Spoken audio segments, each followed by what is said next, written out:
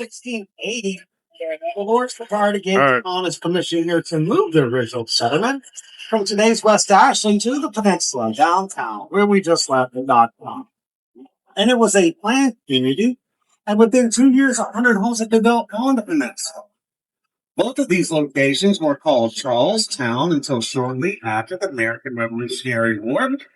In 1783, the city was incorporated and renamed to what we know today as Charleston. Now, one of the main reasons they moved the original settlement from today's West Ashley to the peninsula downtown is because of mosquitoes and no-see-ums. Now, most people on board are familiar with mosquitoes. They're found all over the world, except maybe Antarctica. But if you're not from this area, you may not know what no-see-ums are. And in my opinion, no-see-ums are just as bad as mosquitoes. They're just as small, and they bite just as hard. But on the peninsula, there is a crossbreed that kept a lot of mosquitoes and no-see-ums away from the colonists. Now, off to the right, you'll see a lot of trees, and right are located on the barrier island of James Island. And just beyond James Island are two more barrier islands you may be familiar with. They're called Folly Island and Morris Island. And these barrier islands help do a few different things. For one, they help provide protection and shelter to where we're located now in the harbor from the ocean. But they also help protect the Intracoastal Waterway.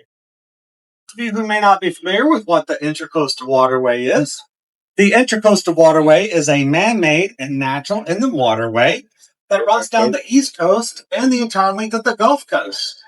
Sometimes people call it the ICW, sometimes people refer to it as the ditch.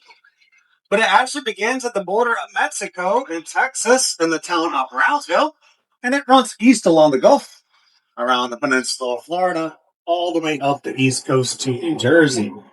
And a section of it runs across the entire length of Charleston Harbor. It's actually in front of us right now, running perpendicular to our course. Now, James Island to our right is one of the many fertile barrier islands on the Atlantic coast. And when you think of the South, you may think of cotton and tobacco. But these were not significant crops until the mid-1800s when Charleston was the main exporting port for cotton on the East Coast.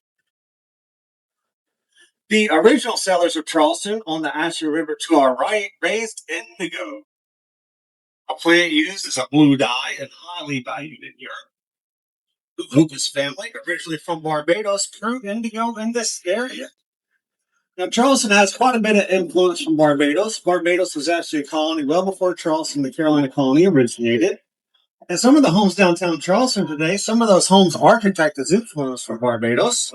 And those colors you see downtown Charleston and the surrounding communities of Charleston, if you want to call them pastel colors, those are influenced from Barbados as well.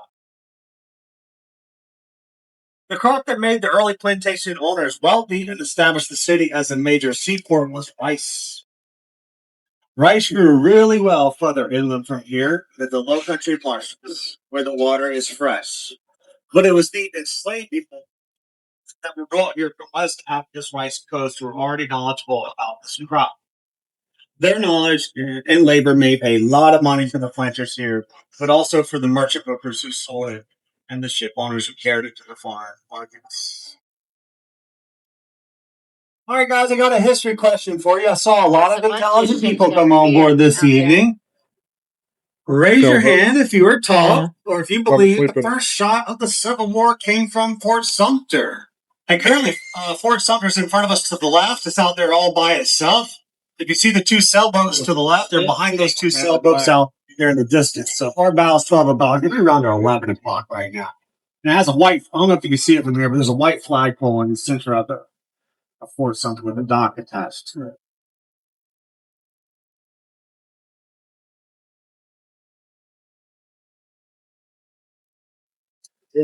I think I saw a few hands raised. I'm raising my hand as well. And those of us who are raising our hands, we were taught correctly. The first shot of the Civil War did not come from Fort Sumter. It actually came from in front of us here on James Island. At this point we're headed towards right now. And this point we're headed towards right now is called Fort Johnson. Now, what remains of Fort Johnson today in front of us from the Civil War is just an old powder magazine and some earthworks. This is where the first shot of the Civil War came from. And it came from a 10-inch mortar, and it was a signal shot that was shot in the vicinity of Fort Sumter to give a signal for the South Carolina militia forces to know when to open fire onto the federal fort of Fort Sumter, where the federal troops were located. And I'll explain that more once we pass Fort Johnson here in a moment.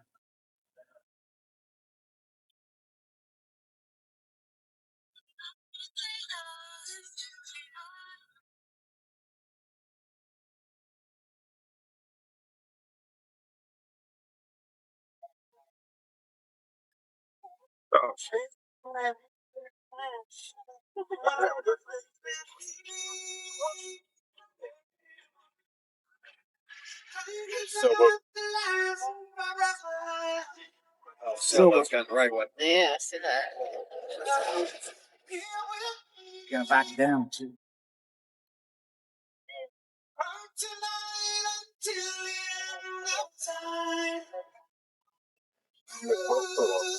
Pretty close.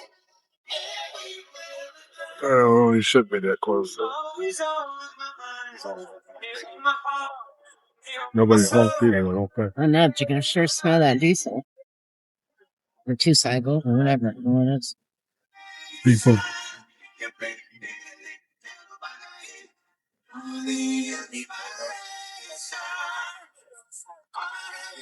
This is off the wrong way.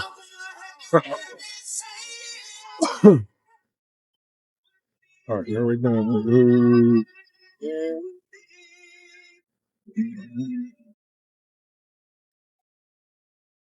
Yep. They got the right way. Yeah, yes.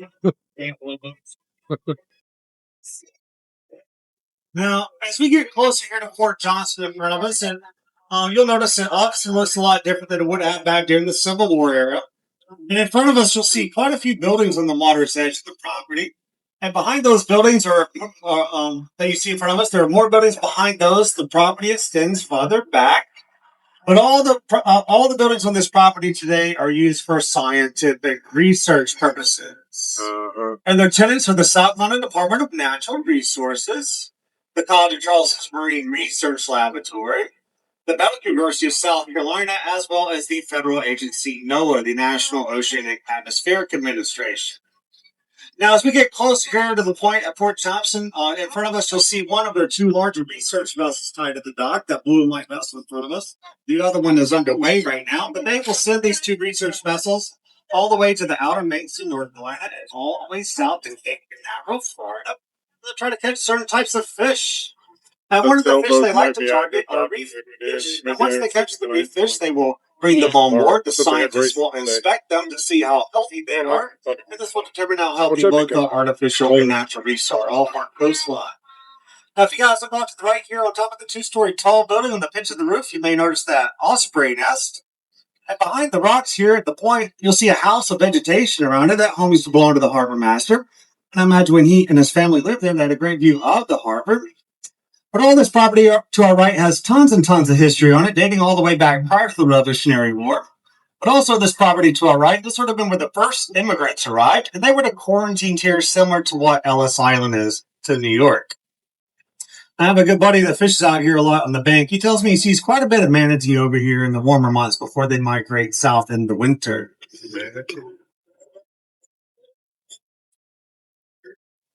Now, as we are passing Fort Johnson here to the right, I want you guys to keep your eyes focused to the right and start looking for a tower out in the horizon. It'll pop up behind the trees in just a moment.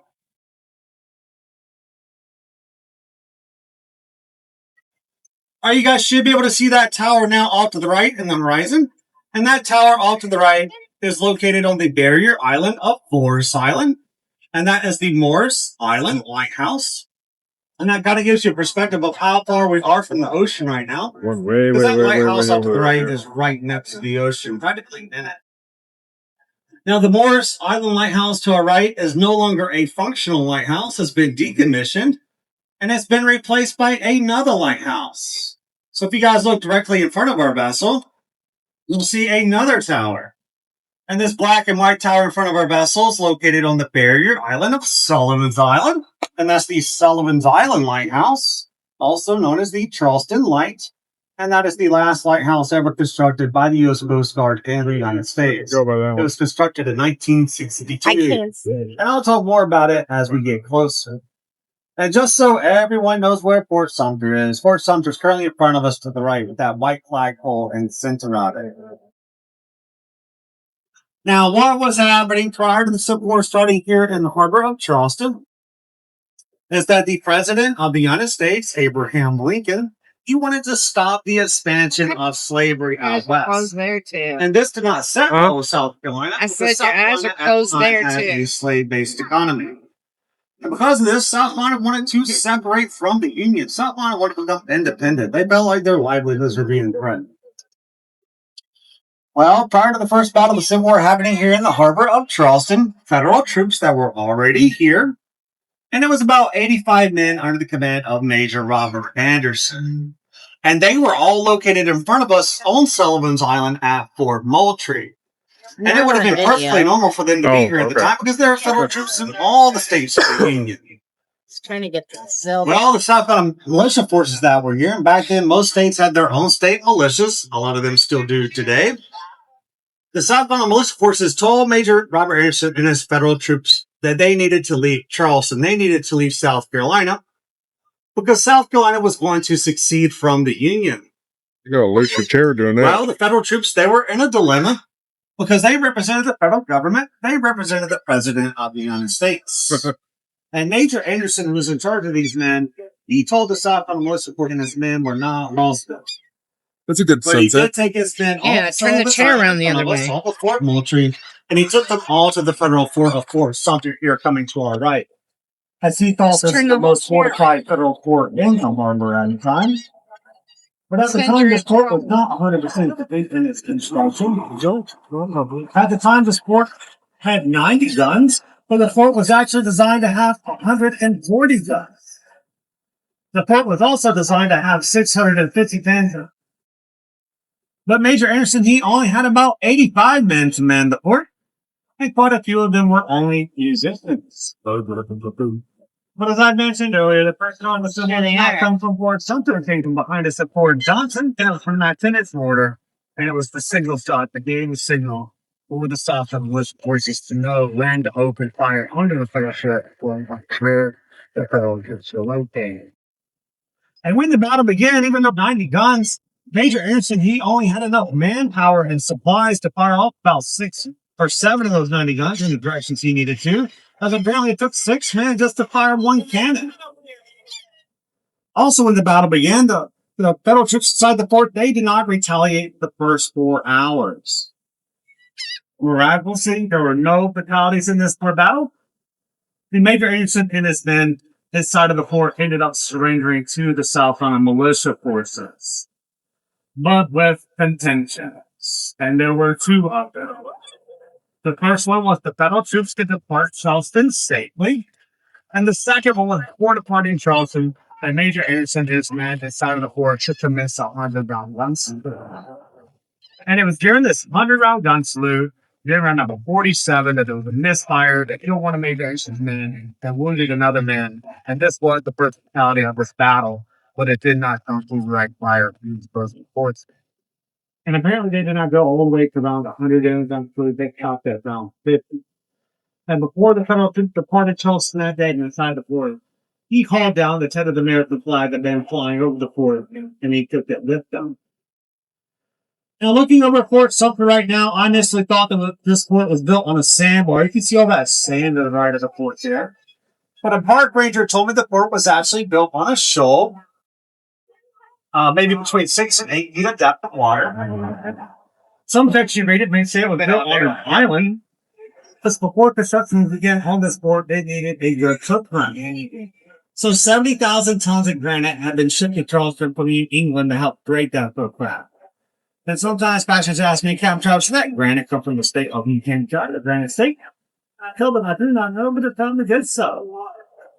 Now, this sand you see here to the right here at the port, apparently was not always there. When they were directing the shipping channel here in the harbor, they relocated some of the direct material there. So today you could actually walk behind it to Fort Johnson all the way out to Fort Sumter during daylight time. With this sand here, the right is also used for recreational purposes. And on warmer months, like on weekends like today, we saw probably 60 or 70 recreational boats out here this afternoon, anchored out here near the sand. And the locals kind of use it as their own little beach in the harbor, and they refer to it as the No Dam Beach. Now, looking at Fort Sumter right now, you'll see that dock there. You stay there 2-3 times as that freedom passes out to this port, as it is a national park. If you brought your phone with you, you need to Google an image of Fort Sumter. This fort looks like part of the Civil War started. Now, this fort is pentagonal shape. It has 5 sides. And all 5 sides of this fort, part of the Civil War started, would have green areas. The exception on one side, that's the south side of the fort. That's the opposite side of the fort you're looking at now. That side would have only had one tier thing. That's also where the officer fort is located. Looking at the base of the fort right now, do you guys notice those colored squares? Well, those color squares in the base of the fort, that's once where the lower tier cannons used to be removed and built in a border. Looking at the flagpole right now, look about halfway off the flag. What's that dark ring? Well, that dark ring represents what the original height of Fort Sumter was prior to the Civil War starting at 52 time. Inside of the fort, you'll notice that black structure. That black structure is not a part of its original construction. That was added later in the Spanish American War in 1898, 1899. Also, 2 12-inch guns were added to this fort during World War II for coastal defense.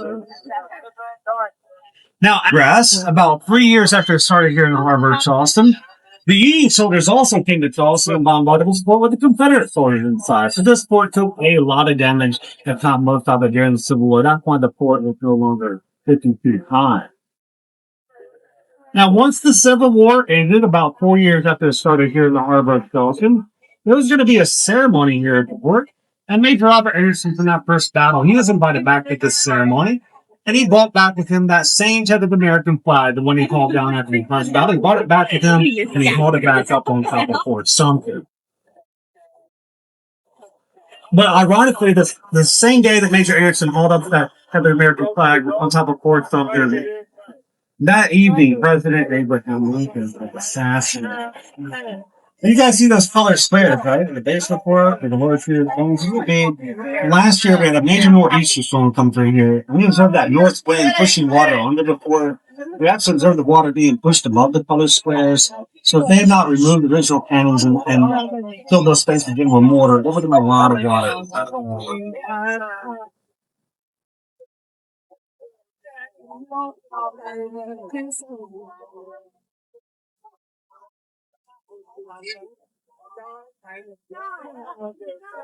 Now, off the right here, behind Fort Sumter, you'll see that first lighthouse I spoke about a few months ago, the Morris Island Lighthouse. This imagine Fort Sumter being attacked in that direction.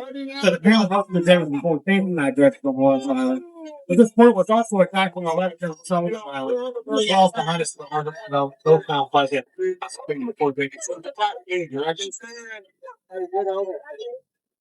Now, has anyone on board ever heard of the fort map? It's a legend map. Well, those of you who may not, I don't know how to see this red in the fireplace. And look at some of the board. I dream of the headlines. It's the front of all black. To help the Union side win the war. And because the fourth Massachusetts flag, not this primary mix for pretty blackness, live all over the north, not necessarily Massachusetts. And their commanding officer, his name was Colonel Shaw. And this regiment, along with a few others, given orders to come this way. And off the right here on Morris Island, there would have been a fort there called Fort Wag. They got orders for some soldiers and one Morris Island, which is the strongest and local. Well, the commanding That's so wild. I've never seen such a thing. I said, that's so wild. I've never seen such a thing. If you had some, throw some potato chips out there and see how bad it gets.